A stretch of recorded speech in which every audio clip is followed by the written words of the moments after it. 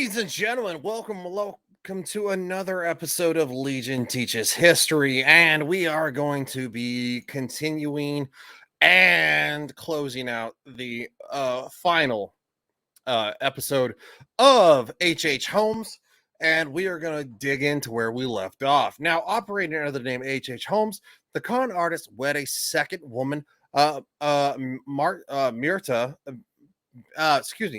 Belknap. I can't speak tonight. What the hell's going on? And purchased a pharmacy in the city's Inglewood district. Across the street, he had constructed the three-story building that would later factor so prominently in the tales of his atrocities. It was a hotel, by the way. Work concluded in time from the May 1893 opening of the World's Columbian Exposition, a supposed celebration of humanity ingenuity with distinct colonist undertones.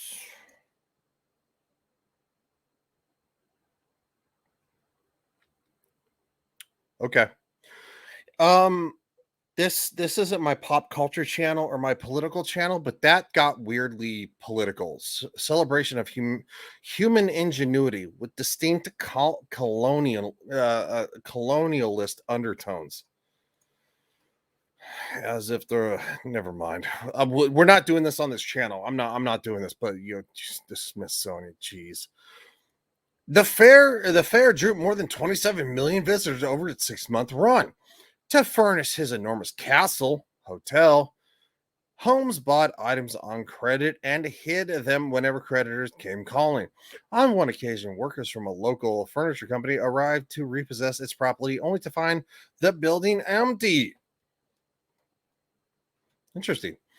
Quote, the castle had swallowed the furniture as later it would swallow human beings, wrote John Bartlow Martin for Harper's Magazine in 1943. A janitor bribed the company. Eventually revealed that the Holmes had moved all of his furnishings into a single room and walled it up its door to avoid detection. Debonair and preternaturally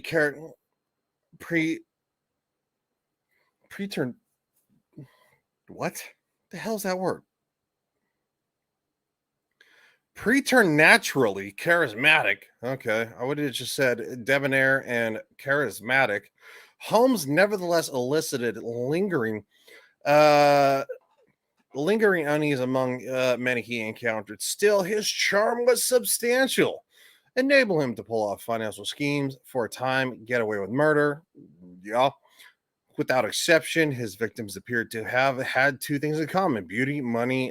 Well, yeah, because it was they solicited it as the World's Fair Hotel, and they lost both. Holmes even wed for the third time, marrying Georgiana Yoke in 1894 without attracting undue suspicion. Well, because they all died. As employee C.E. Davis later recalled, Holmes used to tell me he had a lawyer paid to keep him out of trouble. That's what lawyers do, whether you like him or not. But it always seemed to me that it was the courteous, audacious rascality of the fellow that pulled him through. He was the only man in the United States that could do what he did.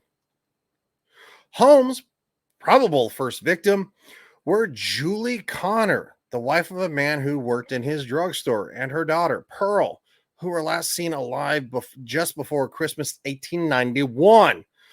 Around the time, according to Larson's Devil in the White City, Holmes paid a local man to remove the skin from the corpse of an unusually tall woman.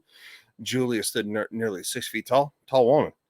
And articulate her skeleton for sale to a medical school. No visible clues to the deceased identity remain. Of course, these are screenshots of said newspapers. Larson recounts Julia's final moments in vivid detail. But as historians Patrick T. Reederson pointed out in the Chicago Tribune in 2007, the book's notes Sources section admits the novelistic account is simply as a plausible version of the story, woven out of threads of known detail. Good God, the speculation is terrible. This is why the media sucks, by the way. The amount of these paragraphs are all speculation. Here you go. Other moments in The Devil in the White City, like a visit by Holmes and two of his later victims, sisters Minnie and Anna Williams, to Chicago's meatpacking district, are similarly speculative. Watching the slaughter, writes Larson, Holmes, quote, was unmoved. Minnie and Anna were horrified, but also strangely thrilled by the efficiency of the carnage. I was in the military and I was a police officer. I've seen gore, guts in the worst part of humanity. It doesn't mean that I don't look at something and go, "Holy shit, that's terrible." Okay. Oh, good God, we're going more.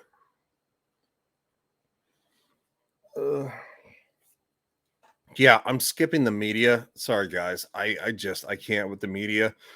Holmes' crime spree came to an end in November 1894 when he was arrested in Boston on suspicion of fraud.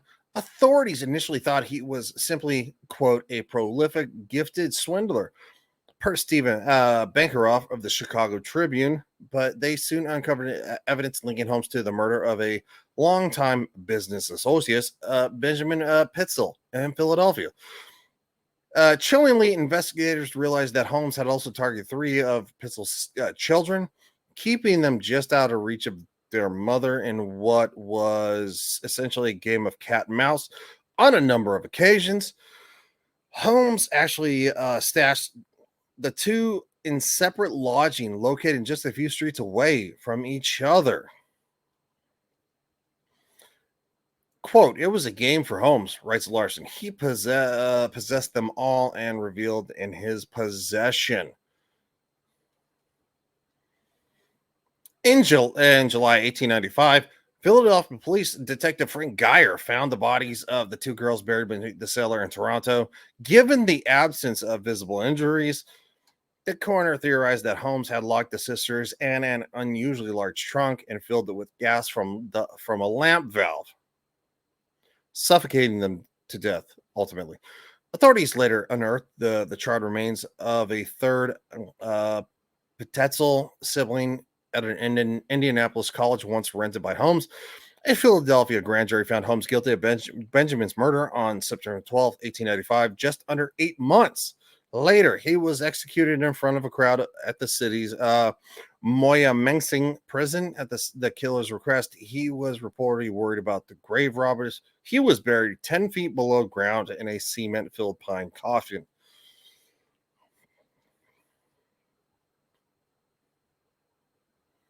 All right. The later, the larger than life sense of mystery surrounding Holmes persisted long after his execution, despite strong evidence to the contrary. Rumors of his survival circulated in 2017. Okay, that's weird. Buried in his grave and confirmed their identity through dental records. It is my belief that seriously, Holmes, for his part, described himself in his memoir, quote, but a very ordinary man, even below the average in physical strength and mental ability.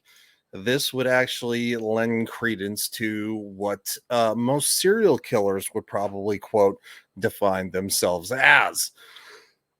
Without any further delay, I appreciate you guys watching this. I know it was a bit of a slog, through the media commentary and stuff like that and the rumors.